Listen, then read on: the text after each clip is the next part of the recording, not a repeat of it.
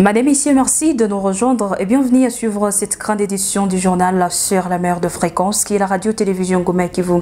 Débutons cette édition du journal à Kinshasa où le nouveau premier ministre de l'enseignement primaire, secondaire et technique EPST, Tony Mwamba, promet aux élèves et aux enseignants de redonner l'image de son secteur longtemps terni. C'est ce qu'on peut lire dans un communiqué rendu public à marge de la journée nationale de l'enseignement célébrée le 30 avril de chaque année. Tony Mwamba Kazadi s'est dit par ailleurs prêt et engagé à réussir le défi de la gratuité tout en poursuivant l'amélioration de la qualité de l'enseignement. Le ministre de l'EPST demande donc à chaque partenaire dans le secteur éducationnel de demeurer dans son camp d'action, disons de demeurer plutôt dans son champ d'action pour une gestion rigoureuse, surtout à ce qui concerne la paye des enseignants en ces temps où le pays a fait face à la persistance de la pandémie à Covid-19. Et restons toujours dans ces mêmes chapitres, mais rentrons cette fois-ci dans la province du Sud Kivu, où les enseignants de la province du Sud Kivu plaident pour la matérialisation de la gratuité de l'enseignement des bases qui débouchera de l'amélioration de leurs conditions de vie. Message lancé à l'occasion de la journée nationale de l'enseignement célébrée ce 30 avril. Suivez cet élément de reportage. Réunis dans une messe à la cathédrale Notre-Dame de la Paix de Bukavu, les enseignants sont revenus sur leurs conditions de travail et surtout les conditions salariales qui ne leur permettent pas de nouer les débuts du mois. Dans son homélie, l'archevêque François-Xavier Maroyi a également déploré le défi qui caractérise la gratuité de l'enseignement des bases, mais aussi les difficultés liées à la présence de la pandémie à coronavirus. Pour lui, le nouveau gouvernement doit mettre de l'ordre dans ces secteurs. L'archevêque François-Xavier appelle ainsi tout le monde à s'impliquer pour sauver l'éducation des enfants, car ce sont eux le dirigeant de demain. Pour Jacques Chirimwami, secrétaire du syndicat national des enseignants des écoles conventionnées catholiques du Sud Kivu, il est temps pour que la gratuité de l'enseignement soit effective pour qu'il y ait du sérieux dans ce secteur. Celui-ci craint sur la détérioration de la qualité de l'enseignement une fois la gratuité n'est pas effective. Dans l'ensemble, le secteur de l'éducation traverse une période de turbulence. Et nous sommes en train de prier pour que l'atterrissage soit aéré pour tout le monde, pour l'enfant et pour l'enseignant. Ça fait des ans que nous sommes en train de trouver, bien qu'on a souffert avec la période de l'ancien régime, mais cette année aussi ne donne pas de promesses. Retenez, madame, à l'époque, l'enseignant recevait $125 le mois. Aujourd'hui, nous sommes dans les 88 avec les taux de change. Certes, nous ne suivons que des déclarations de la gratuité de l'enseignement, mais sur le plan matériel, on ne voit pas de changement sur le terrain. Ce qui crée même des confusions, des désordres dans les chefs de certaines écoles, où actuellement on sait que la prime est en train de chercher à revenir parce que l'État a promis et il n'a pas réalisé. La journée a été célébrée en RDC alors que certains responsables du CECOP et de l'EPST sont poursuivis pour détournement des frais destinés à la gratuité de l'enseignement. En même temps, une trentaine d'enseignants de l'Association nationale des écoles privées et agréées viennent d'être outillés sur de nouvelles méthodologies d'enseignement en technologie d'apprentissage et d'enseignement. C'était en marge de la journée nationale de l'enseignement célébrée chaque 30 avril de l'année. Eric Chocolat nous en dit plus. Venus de différentes écoles privées et agréées de Bukavu, ces enseignants majorité d'écoles primaires viennent d'être capacités sur la matière à dispenser dans la nouvelle filière des technologies introduite par le législateur congolais depuis 2011. À en croire Pascal Irunga Kachiga, président provincial de la SONEPA, ceci permettra aux enseignants de former un homme capable de créer et devenir responsable de sa vie. Notre vision comme promoteur, c'était de capacité d'outiller les enseignants de l'école primaire dans la nouvelle filière de technologie introduite par le législateur congolais pour permettre à ces enseignants de mieux enseigner les cours de technologie de la première année en 6e année primaire, mais également leur montrer la méthodologie et la finalité visée par les législateurs congolais, c'est-à-dire former un homme capable de créativité et responsable de sa vie.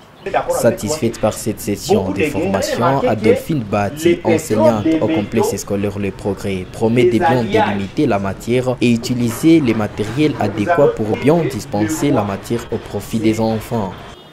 Je dirais d'abord que moi je suis satisfaite d'avoir assisté à cette séance de formation en technologie. Moi je suis une enseignante en première année primaire.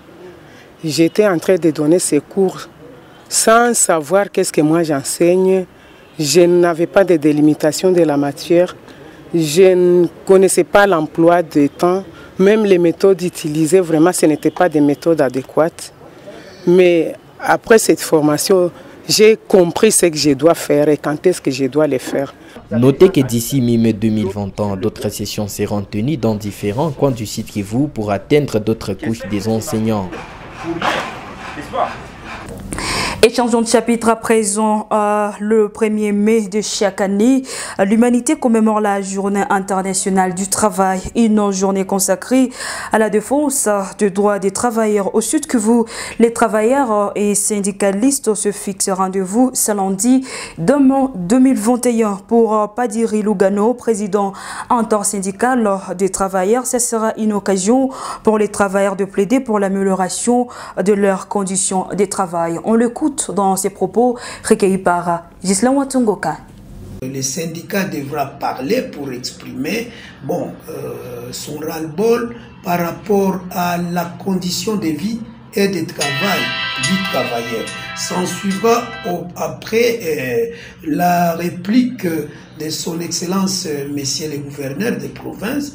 Bien sûr, il y aura également les interventions des responsables de certaines entreprises de la place qui parleront de la vie sociale, des conditions de travail au sein de leurs entreprises de la province. Et parlant politique à présent, le député national élu de la province du Sud Kivu propose au Premier ministre Samalou Kondé le remplacement des militaires déployés dans la région pour espérer au rétablissement de la sécurité. Cette demande a été introduite au chef du gouvernement congolais ce 30 avril 2021 après une audience accordée aux députés élus de la province du Sud Kivu.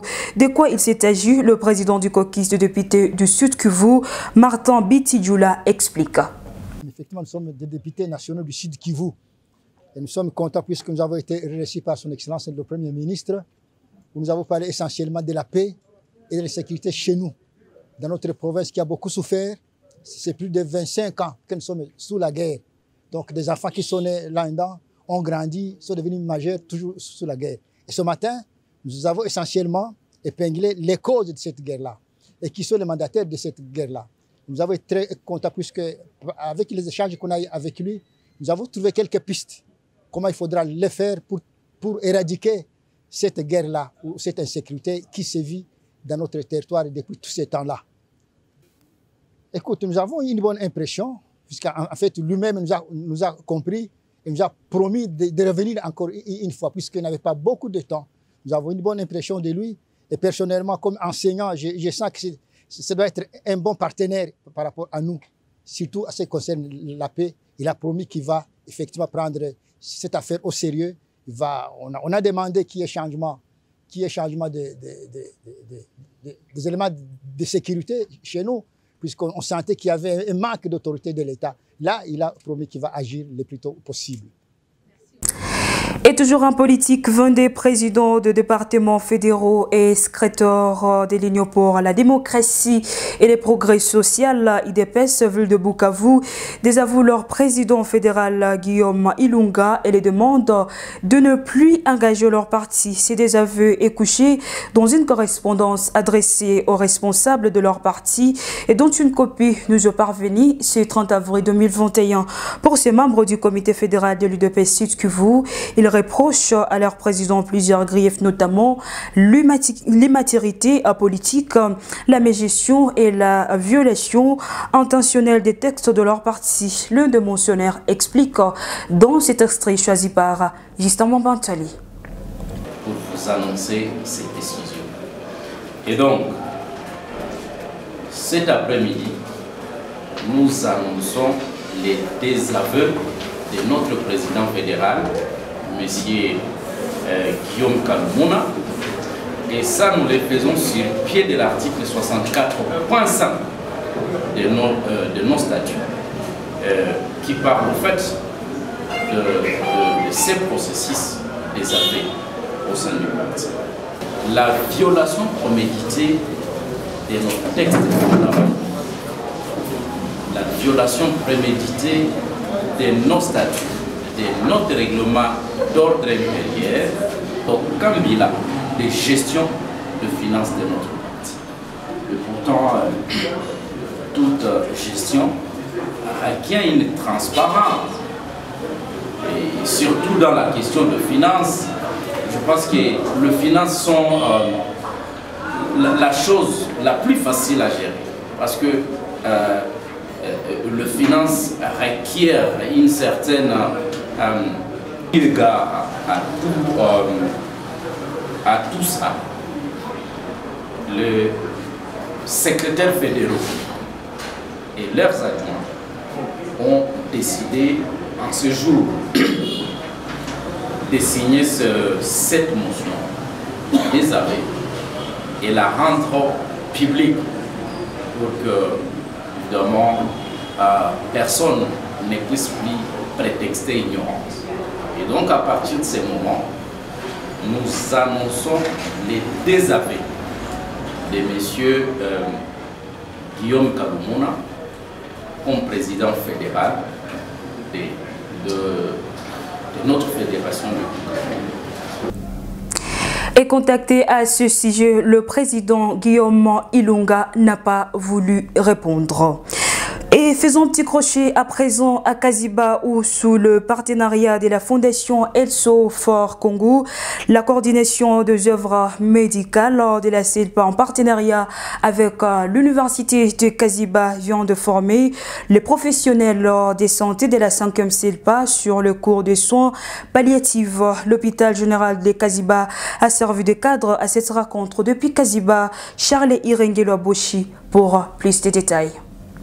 Les professionnels de santé de la 5e communauté des églises libres de Pentecôte en Afrique suivent les cours soins palliatifs, une organisation de la coordination des œuvres médicales de la CELPA et l'Université de Kaziba en partenariat avec la Fondation Health for Congo.